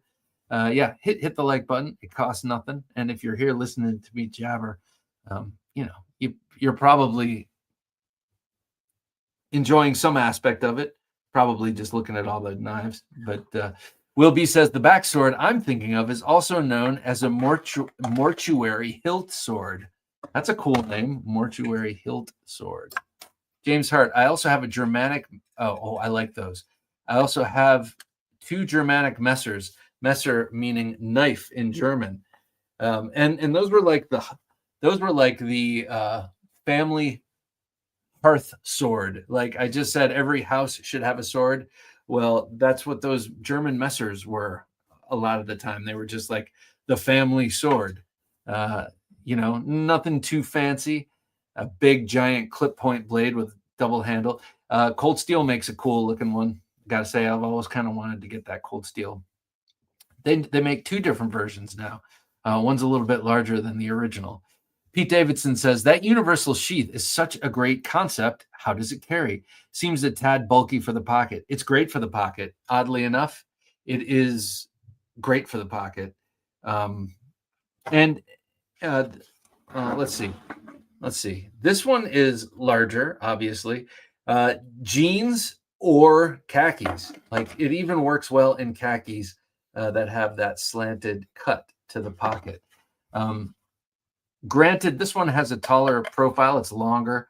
So when I carry this one in my jeans front pocket, only in like if I'm squatting down and bending over, so like in a really like basically standing fetal position, if you will, this is a little pokey, but you can just kind of tilt it and it stops poking in the hip. This one is just, you don't even feel it. So yeah, these universal sheaths are pretty big at this point. I know Offensive Industries really made a name with his, as did Tracker Dan and Gypsy EDC and these two guys. And I've seen a lot of them, not just the ones I've mentioned. So they've really caught on, and for good reason. They're very comfortable and they're ambidextrous. So if you're out and about and you think you might get in a knife fight and you want to turn around this way, so you have it in reverse grip this way, easily done. Or if you're a lefty, let's say that instead, you want this in your left pocket, change up really easily. And I also love the way it comes. It's very secure in there, but it's really easy to just use it and then just drops it back in. You don't have to look around and fuss. It's just kind of easy. Strings, I have a Cold Steel that you need to add to your collection. I heard you refer to it as the one that got away. Oh my God, I love the Desperado. I have a Desperado in great condition. If you're interested, I'll send you an email. Strings, you've convinced me. Yeah, send me an email, please. TheKnifeJunkie@gmail.com. You know I've always wanted a Desperado, obviously. Thank you. I love that thing. I love it. I've only handled it once, or maybe never. I think maybe never have I handled a Desperado, but it looks so comfortable. And I've been wondering recently, because if you're wondering what the Desperado is, it's a 5-inch Vaquero serrated blade, the old style one. So it's a slightly different profile than the new one, but it has a little egg-shaped craton handle. So it fits in the hand without any excess. And I just always thought it was so cool, but out of print and hard to find and expensive when you do. So Thank you, and I am interested. So let's talk. Yeah, Desperado. Sweet knife. Okay, Level Up says thumbs up. Oh, hammer that thumbs up. I was like, how do you know I hit my hand with a hammer? Level on up. Did you smash your fingy? Yeah. Pete Davidson, the hat makes you look like someone who likes their cousin. The hat makes you look like someone who likes their cousin. I do like my cousin. I like them all. They're great.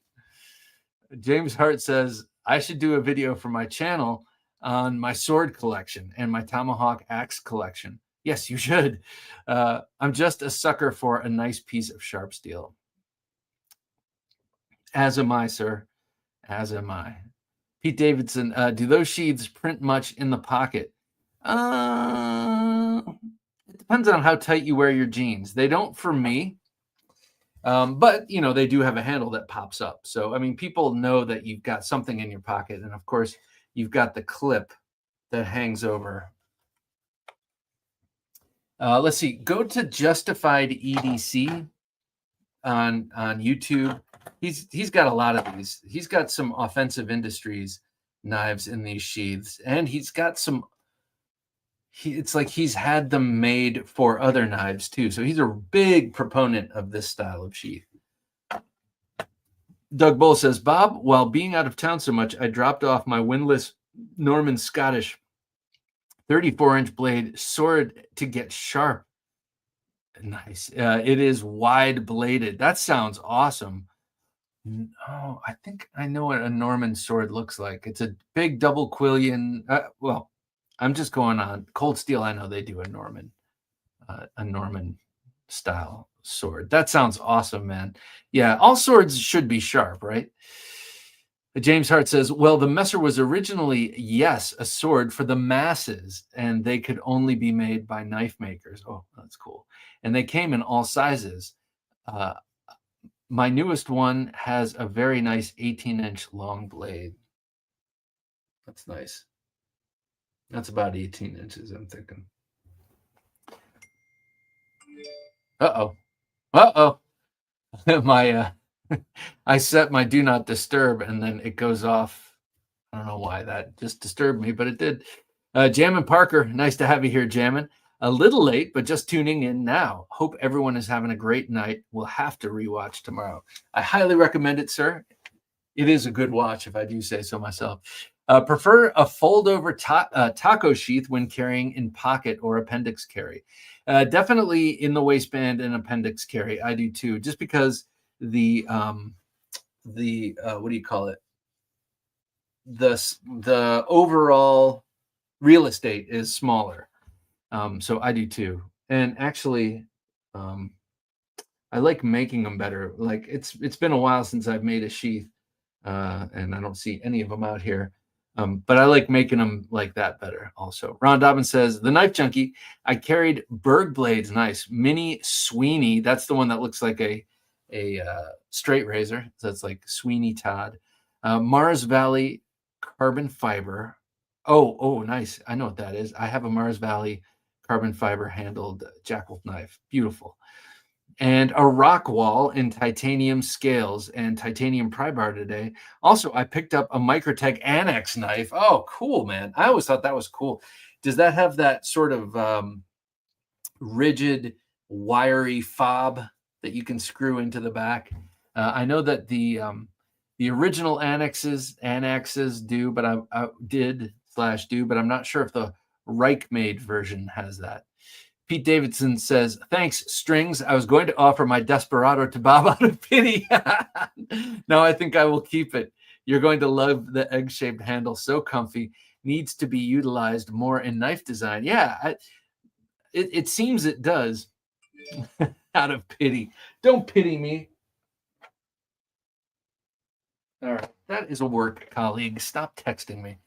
I'm just kidding if you're watching. Jammin' Parker says, my most carried ESK is probably a custom small fixed blade with a mammoth ivory handle. How nice. From a blacksmith in Alaska.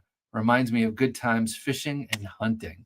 Yeah, I love mammoth ivory, and that's what I was talking before about how my dream Terzuola knife is one I saw a long time ago. I think Edwin Callow owns it, but it's like mammoth ivory scales and a beautiful bolster, and then that ATCF blade. Oh, so beautiful. Man, I love that material. Warm, gorgeous. I love natural materials on stuff. I think maybe that's why I like jute too. I love the way it looks. You want more knives? That looks like Argo. That looks like my dog, except my dog has one ear that sticks up. Yep. I swear to God, he smiles.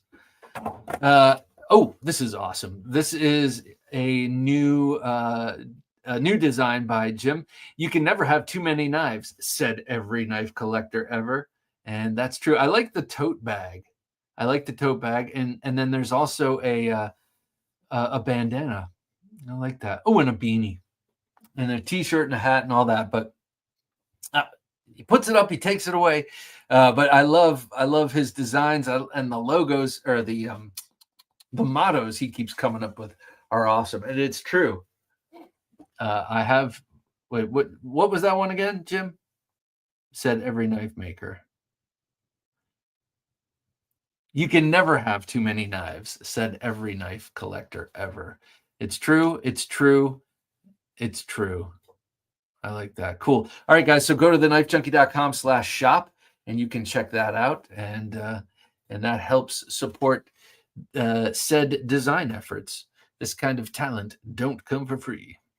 Pete Davidson says, hey, Strings, is your Desperado serrated? Weren't they all?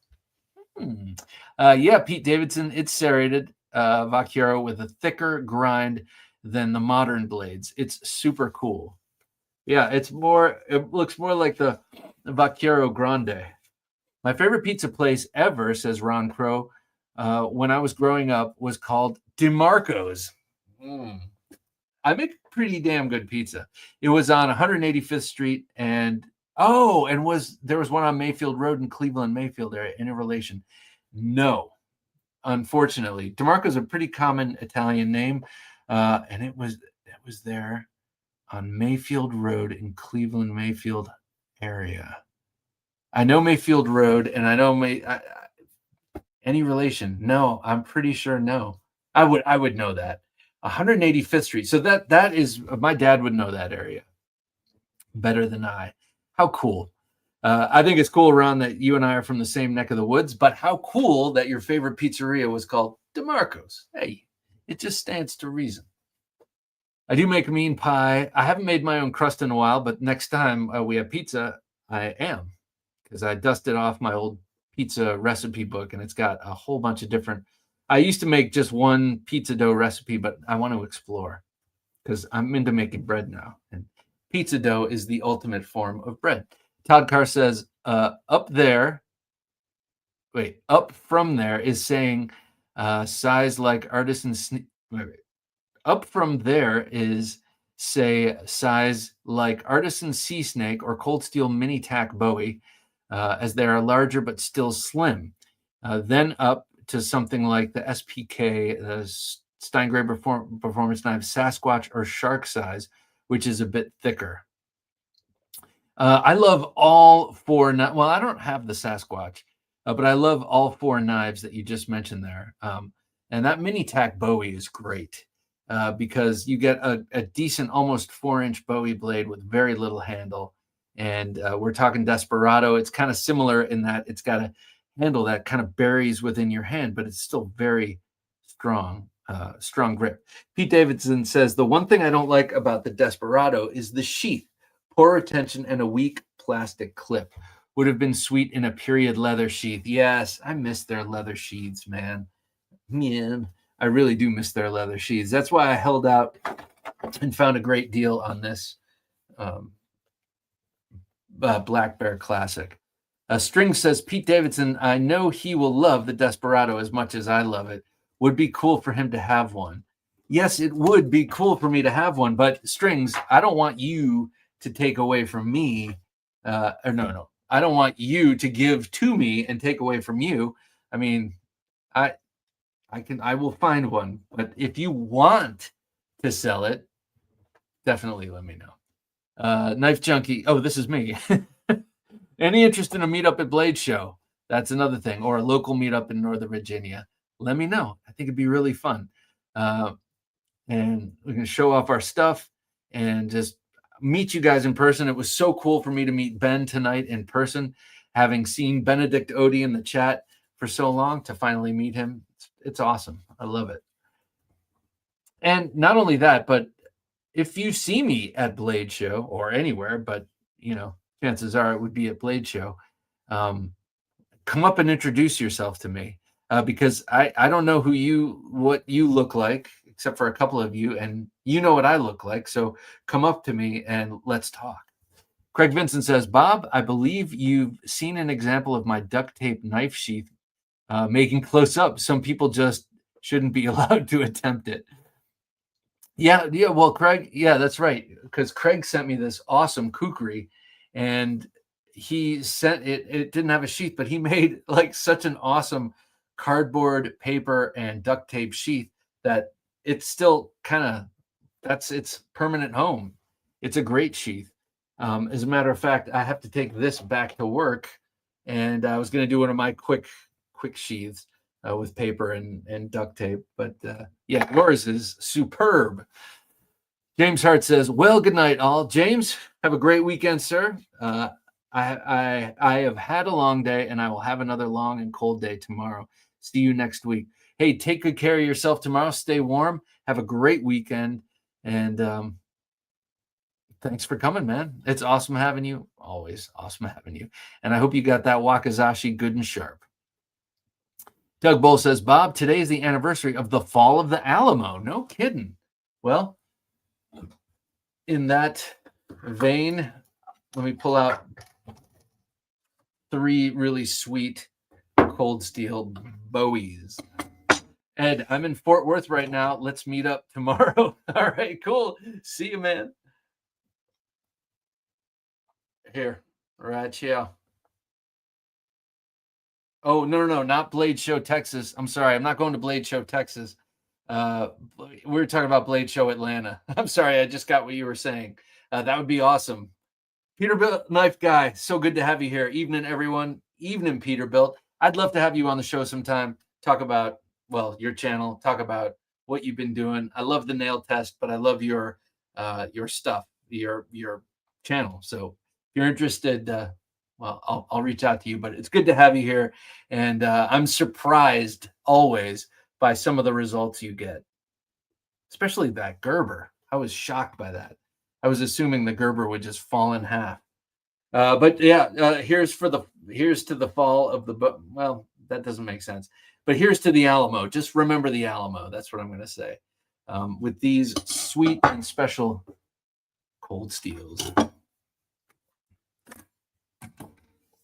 I'm having my good buddy Matt Chase make me a Bowie. I have commissioned him officially, and I should have it at Blade Show Atlanta. I can't wait. You probably know what it is because I've been dropping hints, but it's an homage to a knife that I can't get, or I guess I could get if I spent a lot of time seeking one out, and I will at some point, but I want this now. So have a nice day, says, have a good night, junkies. Long day, and it's time for bed. I'm getting there too, my man. Have a wonderful weekend, and we'll see you in another parade. I know you've been posting some cool pictures on the old Instagram. Adrian Fighter 35, as a San Antonian, I'm ashamed to admit I didn't realize that about the Alamo. Oh man, your Texas card is going to be revoked. Peterbilt Knife Guy says, I wish Cold Steel got rid of the cable tang on that knife. I know. I'm conflicted about that, but let me tell you my reasoning why it doesn't bother me so much. This, of course, is a full tang. This is the knife that I would most likely be using for anything other than fighting. Now, you might not know this about me, but I am a knife fighter. No, I'm just kidding. But this knife is for fighting, and this knife is for fighting. I don't expect to pound them through, say, wood to baton. I have not done that with this, but I have with this. Or no, that's the other way around. Well, I've done it with one of them, and they're both cable tangs. And this one I've had forever. This one I've had for over 20 years. Yes, it's true. I haven't really done anything with it, but cut the air. So how would I know whether this cable tang was strong? I wouldn't. But this one, I can't remember which one. One of these I batoned, and then I went back to using my Trailmaster. But I hear you. I hear you. I'm not thrilled about the cable tang either. But I don't need a true full tang on something like this.